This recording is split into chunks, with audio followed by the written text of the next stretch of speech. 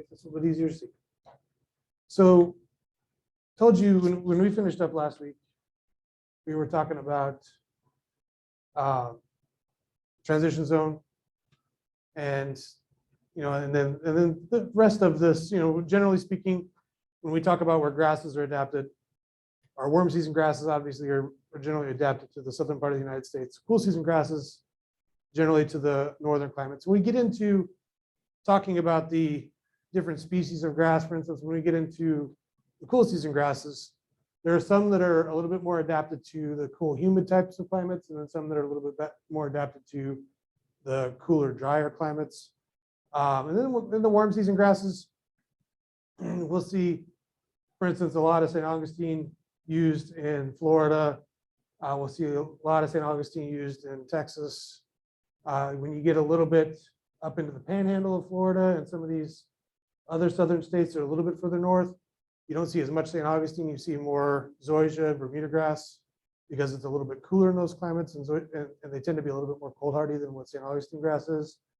And then when you get out here into the western states, the southwestern states, you see generally more Bermuda grass used in a lot of cases, if for no other reason than it's more tolerant to some of the drought than what like St. Augustine grass tends to be. So you do see, we generally talk about them as being either warm season or cool season. And then again, this is that area we refer to as the transition zone when we're talking about turf grass and managing turf grass systems. And that's the no man's land, sort of, where you don't have warm enough temperatures, like I talked about, for the warm season grasses to stay green and growing, later into the fall. Because as the temperatures start to drop, actually, if you guys are on Twitter and follow some of the turf grass groups, you'll see people starting here before too long, putting up pictures of golf courses and stuff that are starting to go dormant. And there's still a lot of play left before there's ever any snowfall. But in the transition zone, those warm season, particularly the zoysia grass, they have a lot of zoysia grass golf courses in the transition zone. But the zoysias and the Bermudas will go dormant. They overseed in a lot of those places because they do have a lot of play left. So they'll overseed with the cool season grass, use that cool season grass through the fall and spring to give it the color. And it's very striking. If you haven't seen a golf course that's been overseeded when everything else is dormant, you see these beautiful, well-defined fairways, well-defined greens surrounded by, straw-colored dormant grass, and it can be a really, really striking visual effect. But they have to do that in the case of that, or be playing on brown grass.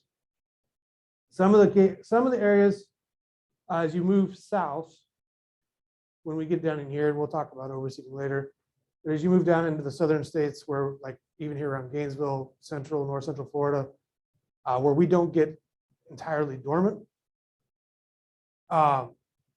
the golf course superintendents and even athletic field managers will go in and use turf grass colorants instead of overseeding, where they'll just basically spray them green to give them that visual effect, or to give them the aesthetic that they're looking for, without having to deal with the competition from the overseeded grass.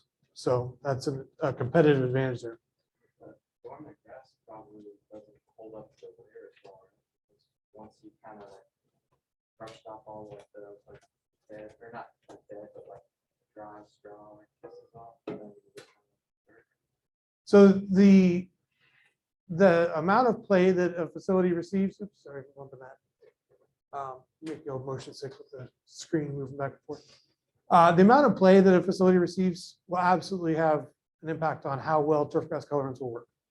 If you have, for instance, on athletic fields, they're a great example, where if it's a football field and it's receiving a lot of play where the centers of the field get worn out, you can't make brown dirt green, right? I mean, it just doesn't work.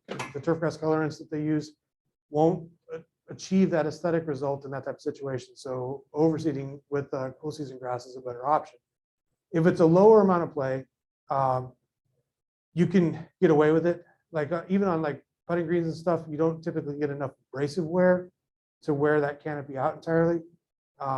You do have to deal with like divots and things that won't fill back in. That's one of the, I guess, advantages, if you will, of overseeding, is that any divot that gets cut out. If you're overseeded on your fairways and your tees, you can seed back into those divots and maintain cover. If you're not overseeded, then you're going to have those divots until spring.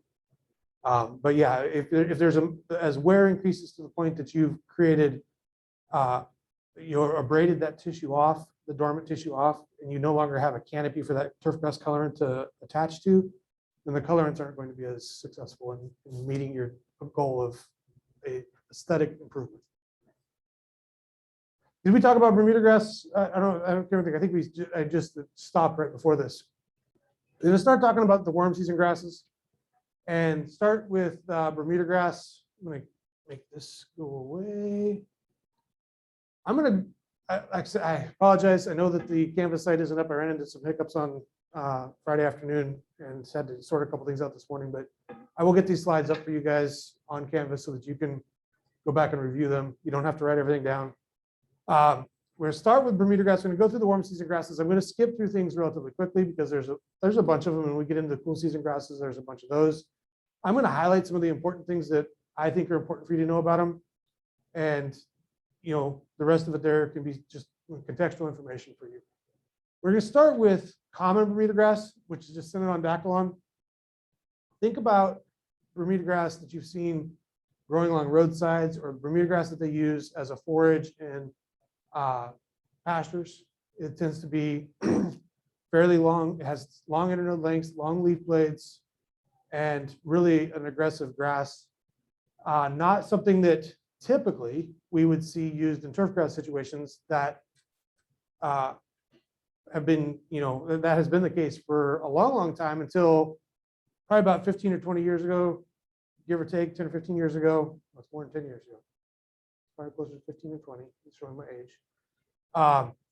When there were efforts put into finding accessions of common Bermuda grass, so that, turf grass breeders, sod producers, as they're walking around, whether it's, regions of the country where Bermuda grass lives and survives, or other countries and other parts of the world where Bermuda grass thrives, they have made some accessions of common Bermuda grass, and through breeding efforts have improved some of them where they've achieved the shorter internode lengths and the shorter leaf blades that allow us to create a dense canopy at lower heights of cut. So we do have some common Bermuda grasses that are on the market. Celebration is one of them. That is technically a common Bermuda grass that does produce a high quality turf for, in that case, athletic field or golf course type situations.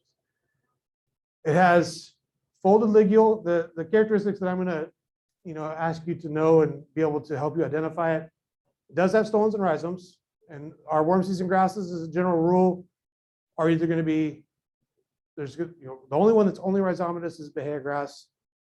There's 3 basically that are stoloniferous, and they all share a couple things. They're St. Augustine grass, centipede grass, and carpet grass that are only stoloniferous. Okay, and then we have Bermuda grass, zoysia grass, seashore paspalum that have stolons and rhizomes.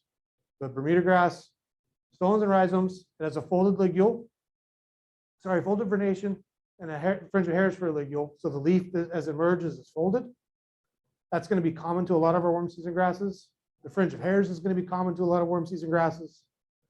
No auricles, which are these little sort of like finger-like appendages that reach around the stem of the plant. Has hair on the margins. Warm season grasses in general are going to have hair on the plant when you look at it. You can see little trichomes of hair, usually at the ligule or along the leaf margins, sometimes on the leaf surface. We'll talk about buffalo grass here in a little bit. When you look at the leaf surface of buffalo grass, it's completely covered in hairs. Where like Bermuda grass, you don't really see any hairs on the surfaces of the leaves, but you see them at the ligule, sometimes at the base of the leaf on the margin. So they will have hairs, where cool season grasses do not have hairs on them at all. So if you see hairs on the plant, you can pretty much guarantee that it's a warm season grass of some sort. And if you don't see those, then you're probably looking at a cool season grass. The leaf is pointed, tapers towards the tip of it. Now, talk just briefly about African Bermuda grass, which is Cynodon transvalensis. It's a very fine textured, bright green grass. It does not have very good cold tolerance. It's not something that we really cultivate or use at all in turfgrass systems in the United States, maybe in some other parts of the world, but this by itself as a species, we don't use. What we do use quite frequently, though, are hybrids of Sinon dactylon and Sinon transvalensis, which we refer to lovingly as hybrid Bermuda grass. Now, when we look at things like Tifway 419, latitude 36, the Tiff Tuff, all these cultivars, Tiff Eagle, Mini Verde, things that are used on putting greens, things that are used on fairways and athletic fields, the majority of them are hybrid Bermuda grasses. Now, one of the things that's kind of unique about the hybrid Bermuda grasses compared to the common Bermuda grasses do produce viable seed. So when they produce seed heads and they're pollinated, those seeds will have the opportunity to germinate and grow. Now, you take Celebration as an example. The grass, if you were to take the seed from a stand of Celebration Bermuda grass and plant it, it would not more than likely look anything like the Celebration that you harvested it from. That's because the seed that they used to produce that Celebration was actually a very specific cross of two parent plants to get the genetic characteristics they wanted in that offspring plant. So when it goes and crosses again with some other Bermuda grass pollen, its physical characteristics are probably going to be different. So, seed that you harvest or were to take from a Celebration Bermuda grass, even though it's a common Bermuda grass, will probably not look anything like the Celebration that you harvested it from, because it's crossed with other, common Bermuda or something that's in the area and won't work. It does produce viable seed. The hybrid Bermuda grasses do not produce viable seed because of the genetic chromosome number, and I don't remember the specifics of it right now, but the chromosome number of it is such that it does not produce a viable seed. It does produce seed, but it will not germinate. So these grasses are exclusively vegetatively propagated. So we grow them through either sprigs, so they grow the plant out, they make the hybrid cross, grow that plant out, take that vegetative material, multiply it out, harvest it, spread it out some more until they build up enough vegetative material to produce sod farms and other things like that. So it is a case where if you were to go back and theoretically pick up something like Tifway 419, which might be hard at this point, so pick something newer, Tiff Tuff that hasn't been on the market for a long time, it should be basically a clone, if you were to take it out of a farm somewhere, a clone of that original material, because it's all come from the same plant material to begin with. All started from the same plant. It's just been propagated out, harvested, and propagated more and more. So it all started from the same place. These hybrid Bermuda grasses have improved density, improved low temperature color retention compared to the African Bermuda grasses, better cold tolerance, and of course, as you've probably picked up from me already, they're used quite frequently on golf courses and athletic fields. They are also used in residential landscapes. As I said, if you get up into the panhandle of Florida and into some of those more northern southern states, we see a lot more Bermuda grass used in residential landscapes. Part of that, I think, though I don't have any evidence to prove it, is that one, people like the finer texture of Bermuda grass compared to things like St. Augustine grass. The finer leaf texture, softer canopy is aesthetically more enjoyable in a residential landscape for a lot of people. In Florida, and particularly as you go south, Bermuda grass gets more and more aggressive because it's in basically ideal growing conditions. And it can become very difficult to manage in the landscape, particularly if you're trying to keep it out of flower beds, keep it from growing up the side of your house or whatever. As you go north within a range there, the climate's a little bit cooler, the grass won't grow as aggressively, and it becomes, I think, a little bit easier to manage in some of those landscapes where you're trying to keep it out of the flower beds, out of your foundation plantings. And so I think that's part of why it's used a little bit more widely in northern Florida and then getting into Georgia, Alabama, and some of those places. When we look at the grass plant itself, the leaves are tapered to a point, like I said. You'll see when you look here around the base of the leaf, where the leaf comes down and meets the sheath, you can see some hairs right there. You can also see the hairs on the plant right there at the same location. If you look at that leaf right there where it's been cut off, you can kind of tell that it was folded when it emerged. Folded on the midrib right there. And this is an example right here of one of the stolons, where you can see there's no, here, if you follow this leaf blade down, right there at the leaf, it turns into a sheath, and that's all covered, that stem tissue is covered by basically material that looks like leaf blades. Here, that doesn't happen, right? Here, there's no sheath covering that. That's a stolon that has some chlorophyll in it. Does have rhizomes and stolons. So we've got, a mother plant here with stolons that are growing across the surface of the soil, rhizomes that can emerge and grow laterally under the surface of the soil, and another depiction up here of that collar area of the plant where there's a fringe of hairs right inside the margin of the ligule. Okay. Has a branched seed head. Now, look at zoysia grass. It has single stalk seed head. St. Augustine grass has a single stalk seed head. This right here is typical of what you'd see in a Bermuda grass seed head, with these 4 or 5 spikelets coming out of it. A grass that's easily mistaken for Bermuda grass or vice versa is zoysia grass, because both of them can have very similar leaf texture, is zoysia grass. Now, both of them have pointed leaf tips. Both of them have folded vernation. Sorry, zoysia grass has rolled vernation. Bermuda grass has folded vernation. Zoysia grass has a rolled vernation. Both have rhizomes and stolons. Both have a fringe of hairs at the ligule. Okay, so out of that, what is one of the unique things that identifies Bermuda versus zoysia? The rolled vernation of zoysia versus the folded vernation of Bermuda grass.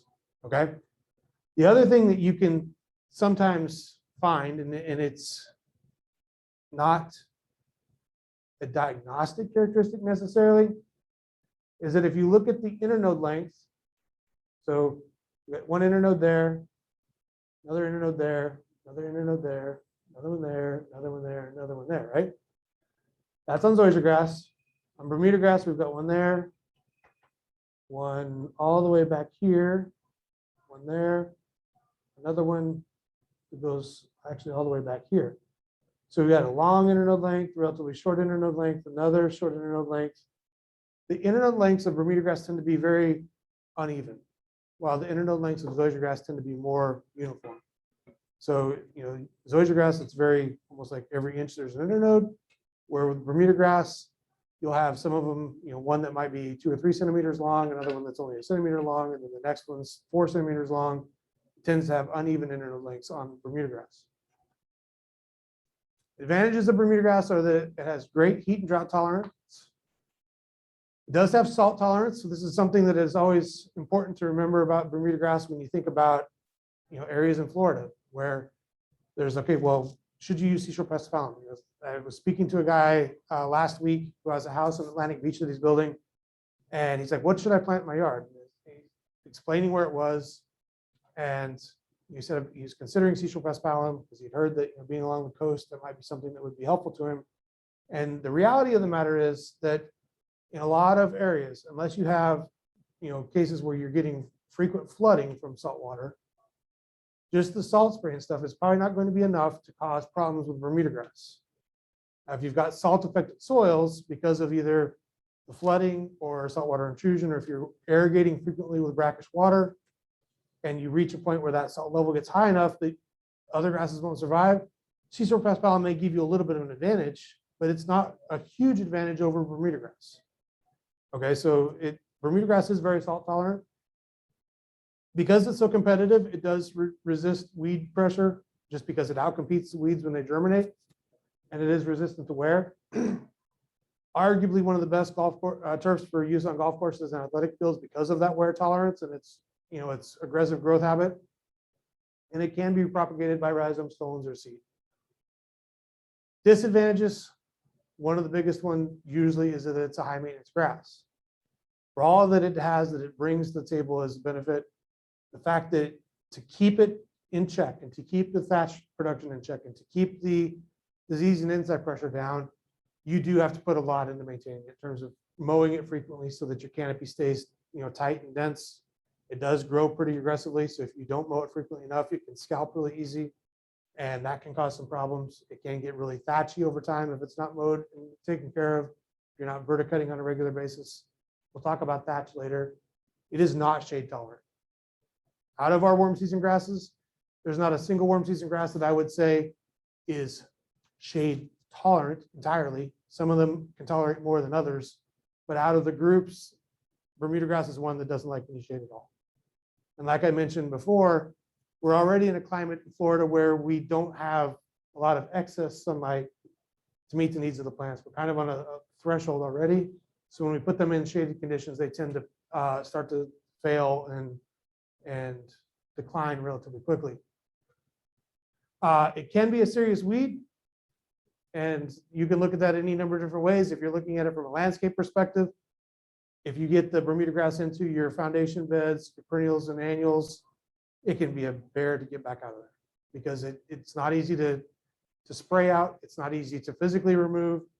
And so once it's made that, if you've had it clean and free of Bermuda grass, it can be a real problem to get in there. If you have a stand of St. Augustine grass and, either your landscape management company or you bring in inadvertently some Bermuda grass, maybe it's a neighbor. I had a house that I lived in on the west side of town where the landscape had been planted to St. Augustine grass and relatively clean landscape. But just outside the fence on the other side of the lot line was a retention pond that had been planted to Bermuda grass on the edges. And that Bermuda grass was growing under the fence and into my St. Augustine grass. And in that case, it's a weed because we've got, what is a weed? It's a plant that's in a place where you don't want it, right? So Bermuda grass where we want it might be exactly what we want, but when we start to get that fine textured Bermuda grass into our stand of St. Augustine grass, it detracts from that visual quality. Doesn't necessarily impact that system's ability to filter water, stabilize the soil. It becomes a weed from the standpoint of that visual uniformity that starts to go away. All right. Does have a high fertility requirement compared to some of the other grasses. It can be susceptible to a lot of insect and disease pressure. That being said, I would say that Bermuda grass out of any of the grasses, even though it can be susceptible to some of these insect and disease pressures, if it gets infested with them, it usually doesn't entirely kill the stand. You might have a decline in density, a decline in the aesthetic appearance, but a lot of cases you're able to recover from that because it doesn't entirely kill the plant. St. Augustine grass, you get something in there that, that really puts that plant under a lot of stress, you can have dieback. That doesn't happen in a lot of cases with Bermuda grass. It's so competitive and it has such a good system of carbohydrate storage with its roots, rhizomes and stolons. And even though it's, susceptible to some of these, rarely does it entirely die out. You can suffer visually, but you can usually recover from it. Talked about the encroachment. You can see that where it's encroaching into baseline area of an athletic field. There are, in addition to the ones that are used on like golf course fairways and athletic fields and residential landscapes, there are some of the dwarf and ultra dwarf Bermuda grasses that are used on putting greens. The ultra dwarfs, actually, when I did my master's degree, which was 1999 through 2001, a little while ago, but the ultra dwarfs were fairly new on the market at that point. And my research project was actually looking at cultural management practices of the ultra dwarfs and what they brought to the table compared to Tiftdorf, which was the dominant grass on the putting green market in Florida at that point. Tiftdorf could be maintained at an 1/8 or a little bit more height of cut relatively easily. You could take the Ultradorfs down. At the time, they argued that you could take the Ultradorfs down to 1/10 of an inch and maintain them there, and they would survive. Ultimately, as things played out, it was determined that they will survive for a while, but in a lot of cases, if they go down to 1/10 of an inch for extended periods of time, they will start to suffer as well. And part of that's because there's a fairly close relationship between the height of the canopy and the depth of your root system. The plant will only support as many roots as the canopy can produce carbohydrates for. And so when you start to get that canopy down really, really short, you start to have a reduction in that root system. And so you end up with a plant system that, while it may be able to survive for a while, is very, very delicate. And it doesn't take much one way or another in terms of a little bit of drought stress or a little bit of insect pressure to tip the scales and have it start to fail. So where you see these used now, they're not always maintaining them at 1/10 of an inch. They might do that for tournament conditions, but then they'll raise the height back up a little bit. But one of the things that these still do provide compared to like Tiftdorf is that the leaf blades are finer in texture. And so it does produce still arguably a better putting surface that people tend to like. The seeded varieties, you may see these on the market. Princess 77 came out of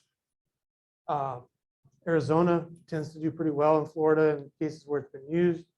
Bermuda Triangle, I believe, if I remember correctly, came out of Oklahoma. It doesn't do very well in Florida at all. Those cultivars, though, the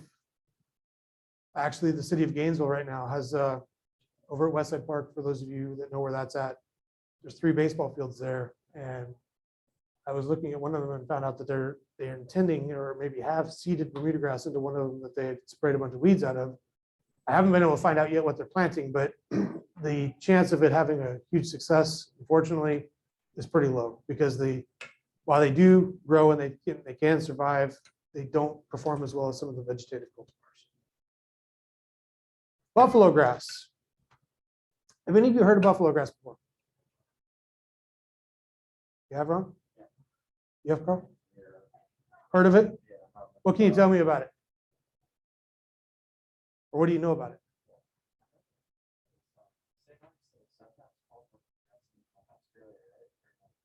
That I don't. I'm not sure. That's one of those things where when we're talking about the scientific names become important, because the common names can be very different from place to place. So I don't know. I don't know the answer to that question. Buffalo grass is actually one of the only native turf grasses to North America. It's native to the Plains states.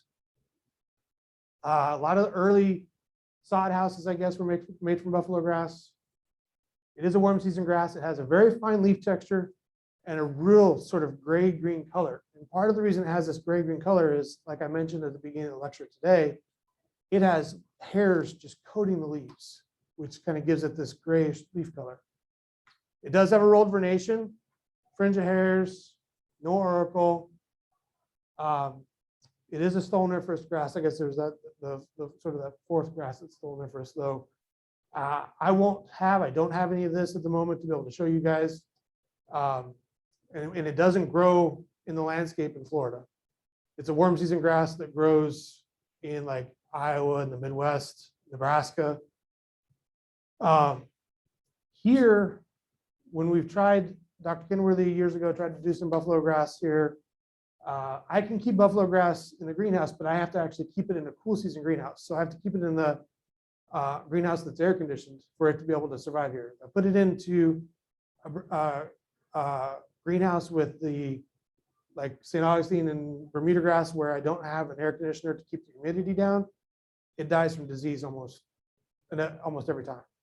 So for me to keep buffalo grass as a sample around here, I've always had to put it into an air conditioned greenhouse where it's 75 or 80 degrees during the day.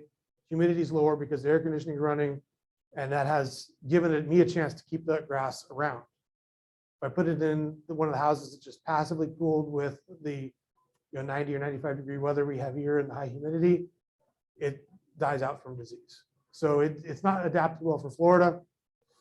It's better in that dry, warm climate. Stoloniferous. And one of the things that is unique about the plant, I don't know if I said it here.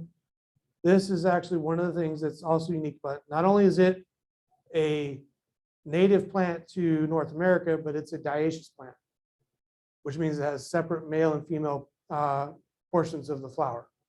It has a female burr that's down at the base of the plant near the crown, and then the spikelet that has the pollen on it is located at the top of the plant. So that's always a great test question or quiz question, which is the only, what is unique about buffalo grass, or which of them is a dioecious plant. Buffalo grass is the one. And this is the this here depicts where you've got the male spikelet at the top, and then the burr, which looks like this, will be located down near the bottom of the plant when you look at it in the canopy. It's adapted to a wide range of soil conditions. It's really used a lot. Like when I was in Iowa doing my PhD work at Iowa State, buffalo grass was used a lot along roadsides and in medians. When everything else went dormant during the summer, when it was dry, buffalo grass would be one of the things that held on and stayed green the longest.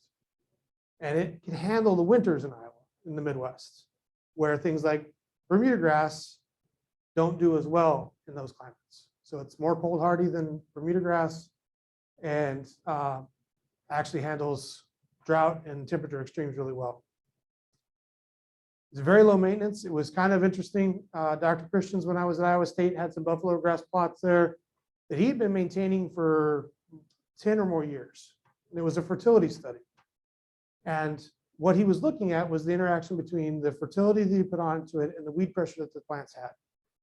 Now, as you increased fertility on the buffalo grass plants, you did get more vertical growth. You did get more vegetative production. You also got more weeds.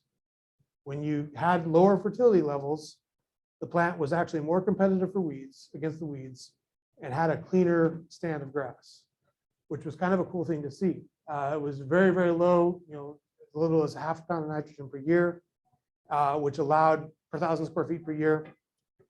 And those plots were not maintained at all within the irrigation that he had. Like I said, it was a sort of long-term study that he just had put out and kind of walked away from and just kept maintaining it at different levels. And the ones that were fertilized regularly, they were taller and they were noticeably fuller of weeds when they were fertilized regularly. There's a couple cultivars that are on the market. You don't need to worry about those. This is a picture of the canopy that I want you to see. And it doesn't really do justice until you see it in person. But when you look at that mixed stand of grass there, it's a very fine texture, has long leaf blade lengths, very narrow leaf width, and it just doesn't look like a bright green grass. It's really more of a gray green because of all the hairs on the leaves. St. Augustine grass. Everybody knows what that is, hopefully. Maybe. Probably have seen it somewhere around here, right? Steamsaphron secundatum. There's 6 species within the St. Augustine grass group. Only one of them is used as a turf grass. To identify it, folded vernation, which is not going to be a unique characteristic. We look at our stoloniferous grasses, the ones that we're primarily going to come in contact with in Florida. We've got centipede, carpet, and St. Augustine. Our stoloniferous grasses, all 3 of them have blunt leaf tips, just like St. Augustine grass. If I go back here, you can see like that leaf tip right there, how it's rounded off. Centipede, carpet, St. Augustine grass all have a blunt or rounded leaf tip.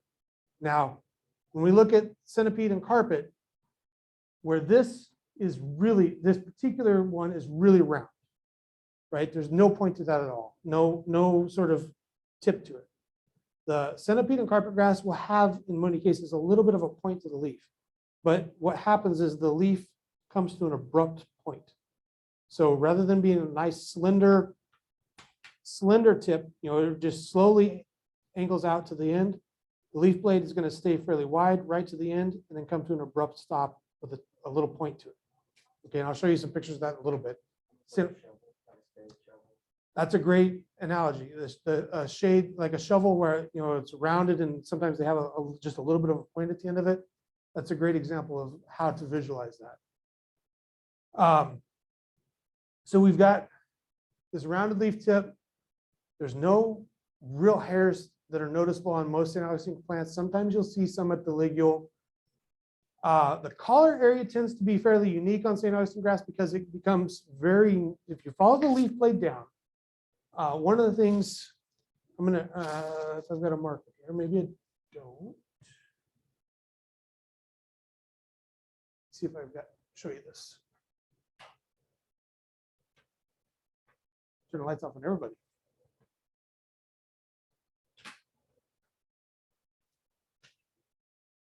So one of the things when you look at a leaf on a, that's not gonna help.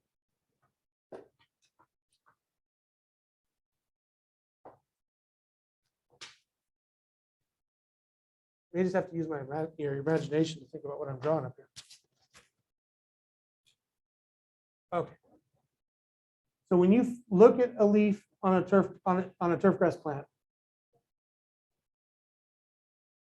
you follow the leaf blade down, right? You get to the point where it comes together and meets the stalk of the plant, and now we've got the sheath. This tissue here, remember, this is vascularly connected to the leaf blade, and it's the sheath that wraps around the stem of the plant right there. This area right here at the ligule is what we refer to as the collar. Now, in a lot of our grass plants, this tissue, if you follow it down, and as it transitions into the sheath, the width doesn't change, or it doesn't change noticeably. This tissue here stays the same width as it does when it transitions down into the sheath. In the case of a folded plant, folded vernation plant, the stalk is flat, and this leaf would be folded on this margin right here, right on the midrib. And literally these two halves will come together and just be folded in half and closed around the sheath. All right. And so there's very little change in width. On St. Augustine grass, it works for a minute. Maybe people don't like purple. Got something against using purple, I don't. On St. Augustine grass, when it comes down, when you get down here to the collar, it becomes really narrow and then comes back out to the sheath tissue. Okay, so if you go outside and pull up some St. Augustine grass, look at it, you'll see that this collar area is very constricted on St. Augustine grass. It's like a little petiole, basically. All right, so I'm going to kick this back on.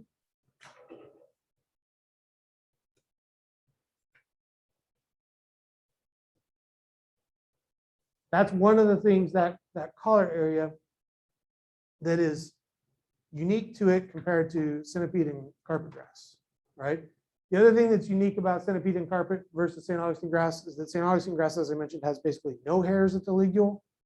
When we talk about centipede and carpet, we'll talk about the fact that they do have hairs, and they have hairs at the leaf margin, where St. Augustine grass has very few hairs on it. It does have hairs, but it doesn't have anything that's really notable. It is a stoloniferous leaf habit. So I mentioned it does have hairs. Here's the ligule. And you can see, hopefully in that picture there, a few tiny little hairs right there, right? This is how I was talking about, where this leaf blade transitions through the collar and becomes very constricted before getting back out to the sheath tissue. Can everybody see what I was talking about there? How this gets really narrow and then widens back out for the sheath. So this looks like a little petiole right there on the plant. And again, we've got the blunt or rounded leaf tips. All right. Stoloniferous grass, talked about that. Wide range of soil conditions, but it really does well in well-drained, moist soils. Does like moderate to high fertility. has very low cold tolerance. When we look at the adaptation of St. Augustine grass, north central Florida into parts of southern Georgia, southern Alabama is about as far. Well, and then up East Coast. So North Carolina has a lot of St. Augustine grass. North and South Carolina have a lot of St. Augustine grass, but not inland from there because it gets too cold. So it does have a limited range. You will not see St. Augustine grass grown to any great extent as you move into the further into the transition zone and into the Midwest, where we have a lot colder winters. It doesn't handle that type of low temperature stress. Can be very susceptible to injury from chinch bugs and several diseases.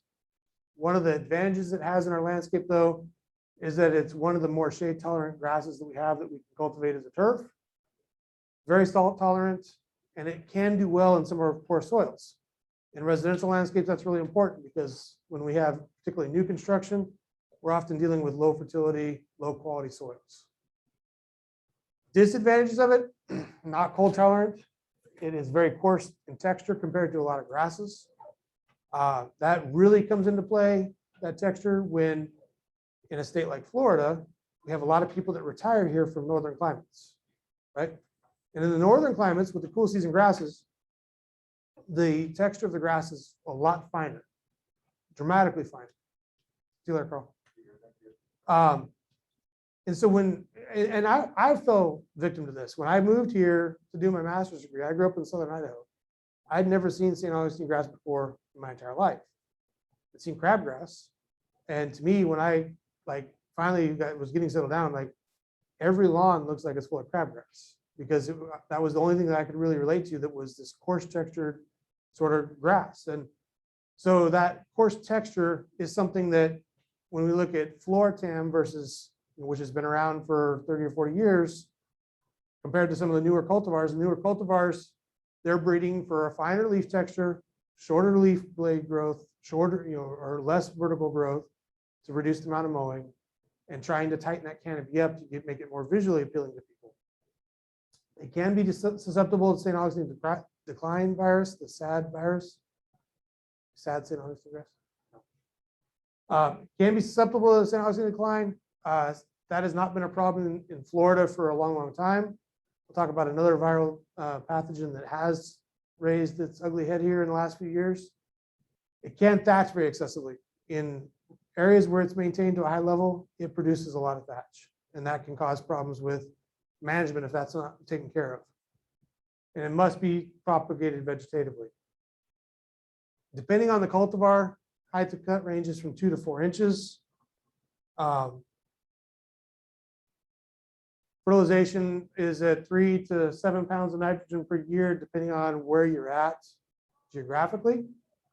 When we get around this part of the state in north central Florida, we're around probably 4 pounds of nitrogen per 1,000 square feet per year. You get down into southern Florida where we have, 10 or 11 months of growth, where it doesn't get as cold and we don't have as really any dormancy, then that number bumps up closer to maybe 7, 8 pounds of nitrogen per year because of the number of growing months. So this is tied to how long is that plant growing during the growing season and trying to meet its needs with the nitrogen that's applied during that time. Picture of the canopy of it. Like I said, this is probably not new to any of you in terms of what it looks like. It's a coarse, fairly dense canopy. It does have stolons that grow laterally across the ground. In this case, you can see there's some kind of purple but green in there. You can see a little bit of chlorophyll in that one, some chlorophyll in that one there, which is obviously one of the things that's unique or characteristic of a stolon. Can be susceptible to winter kill. Winter kill can be triggered by a number of different things. I did this to one of my lawns back in the first 3 or 4 years that I lived here in Florida after getting my job. I fertilized it in October, which was too late because we had a fairly early cold snap that year. And because I had put that nitrogen fertilizer out, there was a flush of growth, cold hit, and the next spring I lost about 70 or 80% of the St. Augustine grass. What that does is that the plant, as it's responding to its environmental triggers, it's getting shorter day lengths, cooler temperatures, it starts to go into basically carbohydrate storage and trying to store carbohydrates.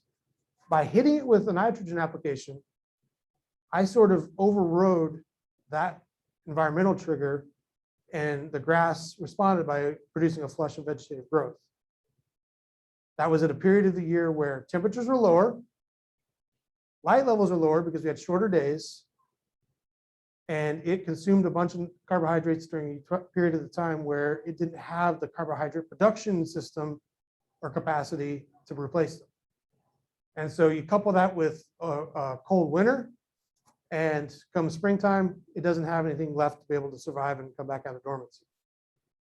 So this is kind of typical of what you'd see with a winter kill in St. Augustine grass. It'll be patchy regrowth in the spring. Sometimes it'll be an entire dead area. But this is typically what you'll see is sort of this patchy appearance where not everything has died, but you've lost a decent amount of the canopy. Can be susceptible, fairly readily susceptible to gray leaf spot. You can see those lesions here on the leaves. Gray leaf spot won't generally kill a stand of St. Augustine grass, but it can really make the aesthetic value of it decline because when it becomes widespread in there, the canopy doesn't look as vibrant and good as it would otherwise. Large patch, which is Rhizoctonia root pathogen, fairly consistent and common problem with a lot of warm season grasses, St. Augustine grass included. You'll see these larger areas of dieback in sort of it's one of our patch-like diseases, but large patch gets its name because it tends to affect large areas. We have things like dollar spot, which I haven't talked about yet, but dollar spot quite literally on a putting green is like about the size of a silver dollar. And so it's a patch disease, but it's very, very small localized areas, and you get this just mottled appearance from it. Large patch tends to infect larger areas in the standard canopy. Take all root rot, Granomyces graminis. Unfortunately, my experience has been that take all is probably getting close to being ubiquitous in the soil environment.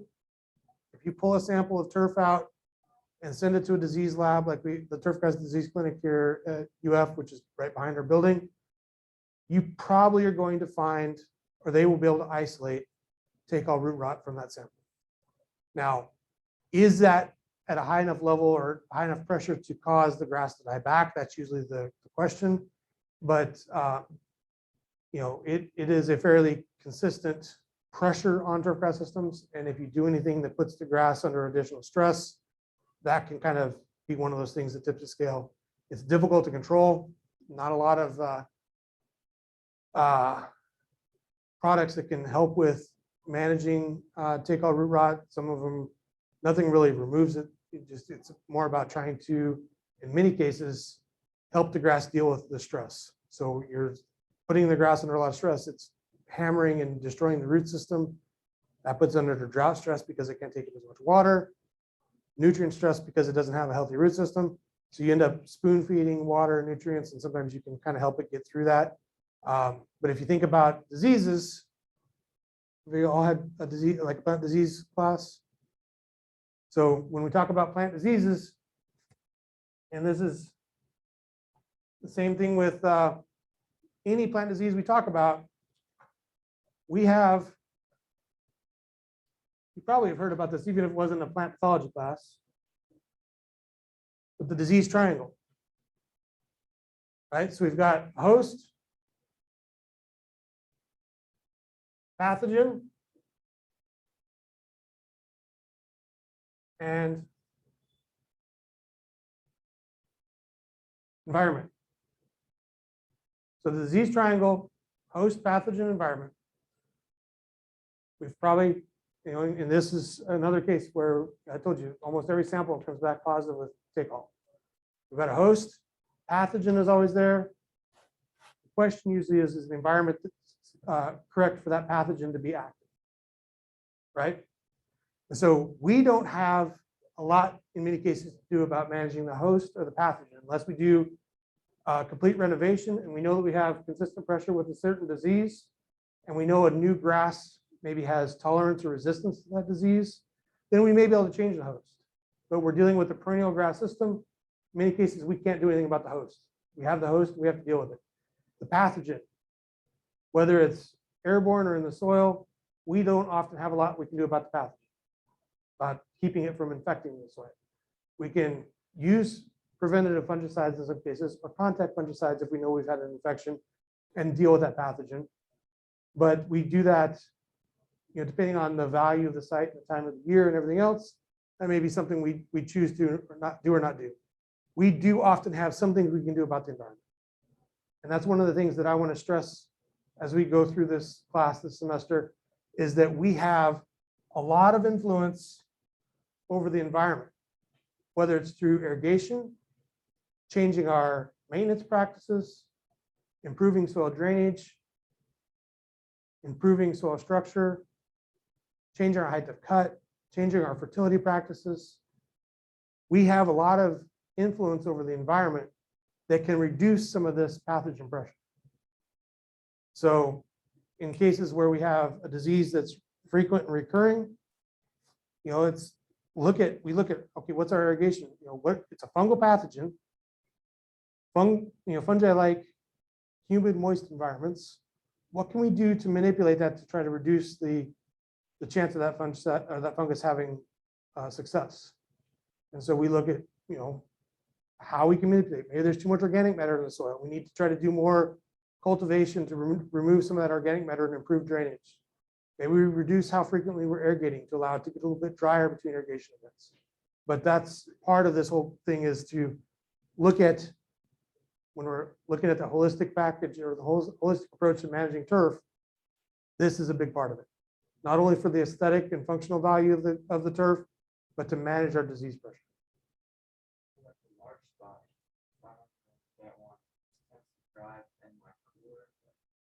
It's a fall disease in many cases. Yeah, that's one where, I'd say we have control over it. There's some aspects of it that we use a preventative approach, either systemic type fungicides to try to manage that, or try to deal with it as it comes. But this isn't a foolproof approach, but we can reduce pressure in some cases by managing culturally the inputs that we put into the system. Yeah, you get like storms later Right. in the fall, and it's like cooler, but also really bad. Yep, you can have a lot of pressure, a lot of disease pressure in general. We'll stop here.